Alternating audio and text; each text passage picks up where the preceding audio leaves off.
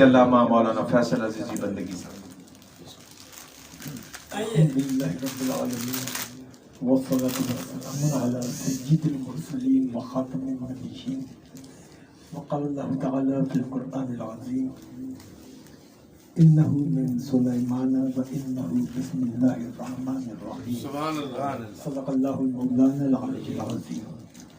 اللہ کے سب تقریم کی طریقت رہبر شریعت قبلہ و کعبہ حضرت سید شاہ سراج دین کاظمی قادری دامت برکاتہم العالیہ اور ابرار بھائی جن کی شخصیت کے لیے میں اگر تعارف میں کچھ کہوں گا تو بات چھوٹی ہو جائے گی، اس لیے کہ میرے کہے بغیر جو تعارف ہے وہ بڑا ہے۔ اور یہ اس بزم میں کئی مرتبہ میری گفتگو کا عنوان تبدیل ہوتا رہا، میں موبائل میں وہ آیات کا انتخاب کرتا ہوں جس موضوع پر بات کرنی ہوتی ہے، لیکن ہر تھوڑی دیر کے بعد وہ موضوع تبدیل ہوتا رہا اور پھر آخر میں جب زکریا شیخ اشرفی کی پڑھت پر میں نے ایک موضوع متعین کر لیا تھا تو ابرار بھائی کے پڑھنے کے آخری حصے میں وہ پھر تبدیل ہوا جب انہوں نے کہا کہ یہ محفل شکرانے کے لیے ہے، تو پھر میں نے شکرانے کو موضوع بنا کر آیت کا انتخاب کیا۔ قرآن حکیم کی ترتیب کتابی میں 27ویں سورہ مبارکہ ہے، سورۃ النمل، اور اس میں خداوند ذوالجلال نے ارشاد فرمایا کہ وَإِنَّهُ مِن سُلَيْمَانَ وَإِنَّهُ بِسْمِ اللَّهِ الرَّحْمَنِ الرَّحِيمِ۔ یہ مکتوب سلیمان کی طرف سے ہے اور یہ اللہ کے نام سے ہے جو بڑا رحمان ہے اور بہت رحیم ہے۔ سلیمان علیہ السلام نے ملک سبا کی ملکہ کو خط روانہ کیا تھا، اس کی ایک لمبی الگ تفصیل موجود ہے۔ اس خط کا اس میں تذکرہ ہے اور پورے قرآن حکیم میں یہ واحد منزل ہے جہاں بسم اللہ الرحمن الرحیم قرآن کے متن کے اندر آئی ہے۔ اس کے علاوہ سوائے سورہ توبہ کے ہر سورہ مبارکہ کے آغاز میں حصول برکت کے لیے پڑھا جاتا ہے، لیکن یہ جزو سورت نہیں ہے۔ بسم اللہ الرحمن الرحیم جزو سورت نہیں ہے، برکت کے لیے پڑھا جاتا ہے، سوائے سورہ توبہ جو نویں سورت ہے قرآن حکیم کی، اس کے علاوہ تمام سورتوں کے آغاز میں یہ بسم اللہ الرحمن الرحیم یہ برکتوں کی کنجی ہے، برکتوں کے حصول کی چابی ہے۔ بسم اللہ الرحمن الرحیم اللہ کے نام سے جو رحمان ہے رحیم ہے۔ اس کے فوائد میں سے ایک بڑا فائدہ یہ ہے کہ اگر کوئی انسان یہ عادت ڈال لے کہ اپنے ہر کام کو بسم اللہ سے شروع کرے گا تو وہ بہت سارے گناہوں سے بچ جائے گا، بہت ساری نافرمانیوں سے بچ جائے گا، بہت ساری بری باتوں سے بچ جائے گا۔ اگر وہ یہ عادت پختہ کر لے کہ اپنے ہر کام کا آغاز بسم اللہ سے کرے گا تو کتنے کام ایسے ہوں گے جہاں بسم اللہ ٹوک دے گی، جہاں بسم اللہ ٹوک دے گی کہ تم یہ بسم اللہ سے شروع کر رہے ہو۔ کتنے ایسی باتیں ہوں گی جو انسان کرنا چاہے گا لیکن بسم اللہ کی عادت روک دے گی۔ تو بسم اللہ کی عادت ہر کام کے آغاز میں ڈالنے سے کاموں میں خود بخود درستگی پیدا ہوتی چلی جائے۔ پھر بسم اللہ یہ حصول برکت کے لیے ہے، اور بسم اللہ میں جو اسم کے ساتھ با ہے اس کے معنی معیت کے ہوتے ہیں، ساتھ بسم اللہ اللہ کے نام سے، یعنی اللہ کے نام کو بطور برکت حاصل کیا کہ اے پروردگار تیرے نام کی برکت سے۔ اچھا، اس میں عام طور پر بہت سارے لوگوں نے ترجمہ یوں بھی کیا ہے کہ میں شروع کرتا ہوں، اس میں میں تو کہیں بھی نہیں ہے، بسم اللہ الرحمن الرحیم میں میں کہیں بھی نہیں ہے۔ بسم اللہ الرحمن الرحیم اللہ کے نام سے جو رحمان ہے اور رحیم ہے، شروع کرتا ہوں، یہ ایک مفہوم ہے جو اس میں पिन्हा है, लफ्जों में नहीं है। अल्लाह के नाम से जो रहमान है और रहीम है।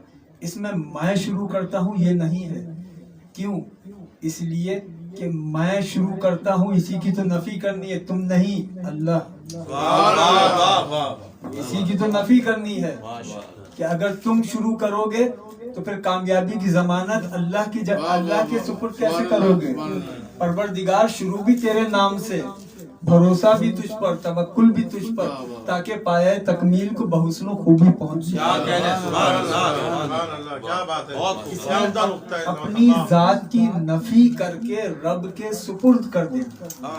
तो बिस्मिल्लाह कामों का आगाज अल्लाह के नाम से सिखाती है। बिस्मिल्लाह अपनी जात की नफी सिखाती है। बिस्मिल्लाह अल्लाह पर तवक्कुल सिखाती है, अल्लाह पर भरोसा सिखाती है। और फिर बिस्मिल्लाह की कमालात में से एक कमाल ये भी है कि बिस्मिल्लाह में अल्लाह के नाम से जब रुजू किया गया कि अल्लाह के नाम से मैं आगाज करता हूँ, और वो अल्लाह जो रहमान है, रहीम है, आगे दो सिफात आ रही हैं। अल्लाह जब आपने कहा तो ये इसमें जात है, रहमान इसमें सिफत है, रहीम इसमें सिफत है। जब आपने कहा रहमान तो अल्लाह को उसकी सिफत रहमानियत से पुकारा।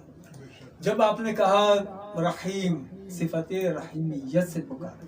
जिस सिफत से ही पुकारेंगे आपने उस सिफत के दरवाजे पर दस्तक दी। सिफत में पूरी जात नहीं होती, लेकिन जात में हर सिफत होती है। सिफत में जात नहीं होती, लेकिन जात में हर सिफत मौजूद होती है। तो जब कहा रहमान तो बस कहा रहमान, जब कहा रहीम तो बस कहा रहीम, लेकिन जब कहा अल्लाह तो रहमान भी कह दिया, रहीम भी कह दिया, सारी सिफात से पुकार लिया। इसलिए कि अल्लाह में सारी सिफात मौजूद, सारी सिफात मौजूद है। और फिर आकाए दो जहां अलैहिस्सलातु वस्सलाम ने जो तालीम दी है कि कामों का आगाज अल्लाह के नाम से करो ताकि ये पाए तकमील को पहुंच जाए, पाए तकमील को पहुंच जाए। और फिर इसको पाए तकमील तक पहुंचाने वाली वही ज़ात है जिस पर भरोसा होता है। और जब वो पाए तकमील तक पहुंच जाए तो काम के आगाज से पहले था बिस्मिल्लाह, ये आगाज था काम का। अब जब काम पाए तकमील को पहुंच गया तो क्या होगा? अल्हम्दुलिल्लाह।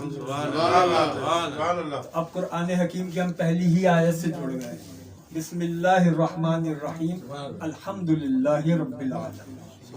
ये हुस्न तरतीब है कि काम से पहले बिस्मिल्लाहिर्रहमानिर्रहीम और काम पाए तकमील पर पहुंच जाए तो फिर अल्हम्दुलिल्लाहि रब्बिल आलमीन। अल्हम्दुलिल्लाहि रब्बिल आलमीन ये हम्द के मानी तारीफ के हैं, लेकिन ये हम्द का लफ्ज अब कसरत इस्तेमाल की वजह से उर्दू जबान में जज्ब हो गया है और अब ये उर्दू का एक लफ्ज बन गया है। लेकिन अरबी और उर्दू में हम्द के इस्तेमाल में एक फ़र्क है। उर्दू में जब लफ्ज हम्द इस्तेमाल होता है तो उसके मानी सिर्फ तारीफ के होते हैं, लेकिन अरबी में हम्द के मानी सिर्फ तारीफ के नहीं है, तशक्कुर के भी है। सुभान अल्लाह, सुभान अल्लाह। अरबी में हम्द के मानी तारीफ और तशक्कुर के हैं। और अगर नफ्सियात के आहंग से देखा जाए तो इंसान जब किसी काम की तकमील पर अपने खालिक की तारीफ करेगा तो वो तारीफ यकीनन शुक्र का जज्बा लिए हुए कि ये ऐ अल्लाह तेरी तौफीक, तेरी अता, तेरे फजल, तेरे करम से ये काम पाया तकमील को पहुंचा और ये काम पाया तकमील को नहीं पहुंचा। ये काम तो कब से चला आ रहा था, सदियों से, ये हमसे होता हुआ आगे चलता रहेगा। इसमें पाए तकमील नहीं है, बेशक क्या बात है, इसमें तकमील नहीं है। बाज़ चीज़ें ऐसी होती हैं जो करना ज़रूरी भी होती हैं और नामुमकिन भी होती हैं। नामुमकिन है कि वो कोई आदमी कर सके, लेकिन ज़रूरी भी है। मसलन ये कि आकाए दो जहां की तारीफ करना हमारा ईमानी तकाजा भी है और हकीकत यह है कि नामुमकिन भी है। नामुमकिन भी है लेकिन हम पर लाजमी भी है। ऐसे ही नात का फरोग, नात की اشاعت نعت کی فہم کو عام کرنا، اس کے لیے ابرار بھائی نے مسرور کیفی نعت اکیڈمی کے تحت جو فیس بک کے سیشنز رکھے، مشاعرے، اور پھر یہ نعتیہ مقابلے، مسابقے اور نعتیہ محافل، اور ان محافل میں شعور نعت کے حوالے سے گفتگو، یہ سب کا سب ایک تبلیغی عمل ہے، یہ نعت کا ابلاغ ہے۔ اور یہ میں ابرار بھائی کی غیر موجودگی میں ہمیشہ یہ بات کہا کرتا ہوں کہ نعت کا سننا وہ ہمارے ہاں عام ہے، لیکن تفہیم نعت عام نہیں ہے، فہم نعت عام نہیں ہے۔ مسرور کیفی نعت اکیڈمی نے اس کمی کو پورا کیا ہے کہ فہم نعت بھی دیا اور نعت کے تخلیقی ادب کو بھی لوگوں تک پہنچایا۔ خدا بند ذوالجلال توفیق عطا اور اضافہ فرمائے۔